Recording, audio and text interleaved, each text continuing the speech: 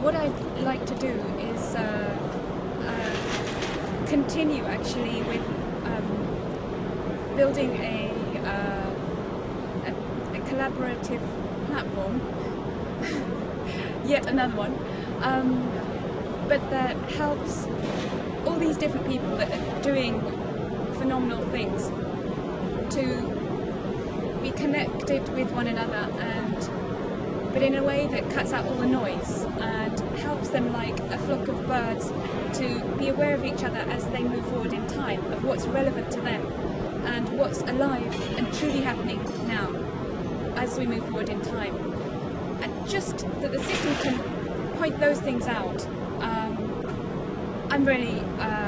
I want that so that people who are collaborating to help this kind of work move forward can help to just hear what's useful apart from all the extra stuff. And it would be nice in the future if we could also bring in the metrics actually into that. And so you not only are noticing what's useful, but also what's having the biggest impact. And so people can attune to that as they move forward in time. Can I ask, actually, in terms of this momentum of your flock of birds, is it really metrics or is it stories which first could get this flock moving? That's a great question. It's both. It's both. The stories are powerful, really powerful, because they paint a picture. They link so many different ideas together, and they pick up in a very flowing way on different ideas, and people get them. They're very powerful and they're really moving. And so, actually, the idea is that from a story, there's a future projection. So we want to move towards that future projection, which is the natural onward flow of a story. And if we spend too much time trying to define what that future projection is, the focus isn't on moving forward in the moment, in sync with other people. So the idea is that this system is helping people to keep focusing back here. What am I doing now, today? What are you doing? If I'm working with you, what are you doing? And with that, it would be also useful to have the metrics of what impact is that having. Now, I don't have the answer to how that can fit in, but therefore it'd be fantastic to bring in people like yourself, Peter, that can help to understand how we can bring the metrics in. But first, in a way, well, it's a chicken and egg, I think, is the answer in terms of the metrics. Before hearing from Peter on that, I'd just like to clarify that I've never actually heard Yunus talk about metrics.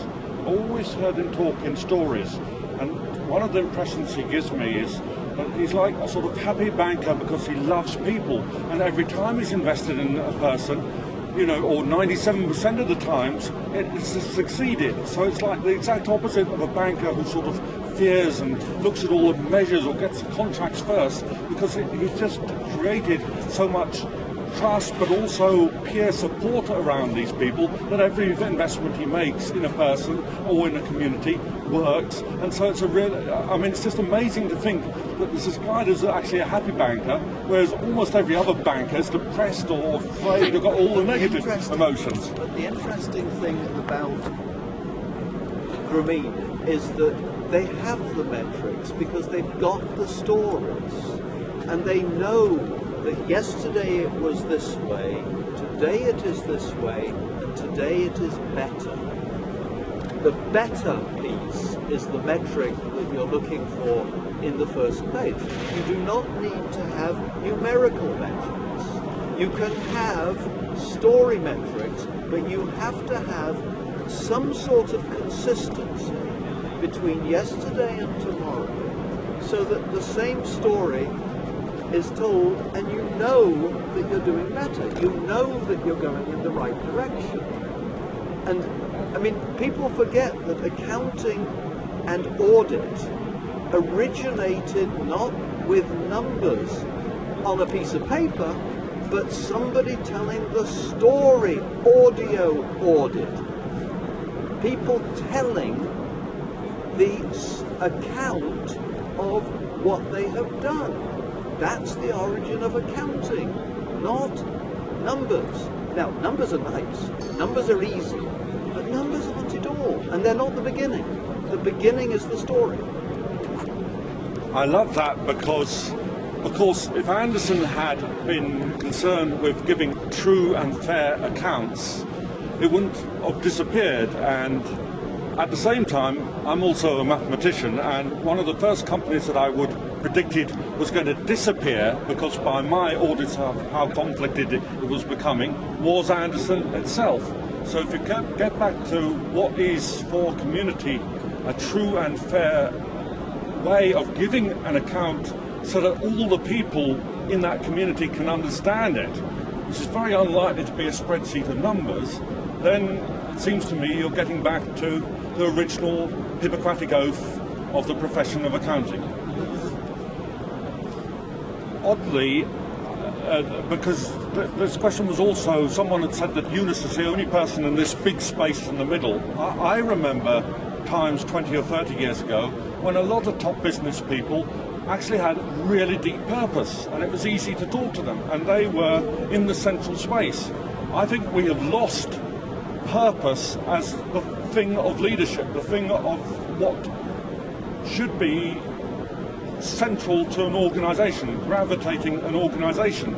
I think it is probably true that of really big organisations, Yunus is one of the very, very few at the moment who really has this trust or this purpose. I would really invite other big businessmen who think that they do have purpose and govern purpose more than taking money out of the system to go and talk with him, and perhaps we'll find the space is actually bigger or has more people in it than just one. There's a really wonderful quote from the World Business Council of Sustainable Development that says, really so simply, business cannot succeed in a society that fails. And I find that a very wise statement, and because any successful business has succeeded a lot of the time because of the stable environment and because of so many things in which it is inhabiting. And I think the idea of social business is bringing us back to a truth that you can't separate what you get from the environment from how an entity profits, and the profit is multidimensional. An individual that in an environment that knows the environment well and has built really good relationships has capital, social capital, that is a real driver of profit. So the difference between social business and standard is, I think that social business is just more honest. It's more true to actually what creates value, and it's indicating and acknowledging actually what creates value.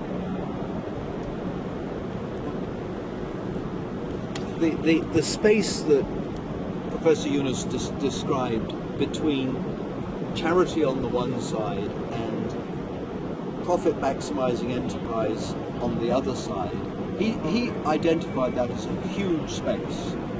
And the question for me is, how is social business going to emerge in that space and fill it so that the progress for a community, for a society, is a maximum?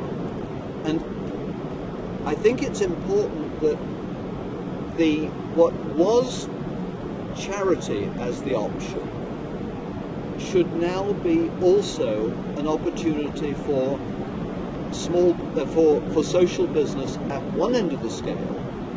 And I think also that the huge, very profit maximizing enterprises which are sucking value out of society have got to also be encouraged to now put in a parallel piece of their business that has a social component, is not a social component, is a social business.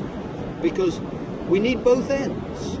And we've got the model of efficiency in the profit maximizing enterprise. There's nothing wrong with efficiency.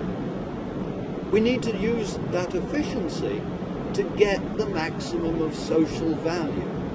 And social value has all sorts of forms, but it is real clear that social value is something that people value, not just a little group of people called stockholders or senior management that feel that everybody else is to be exploited and the value sucked out of. It's a huge opportunity, but it's got to sort of emerge from both ends, not from one or the other.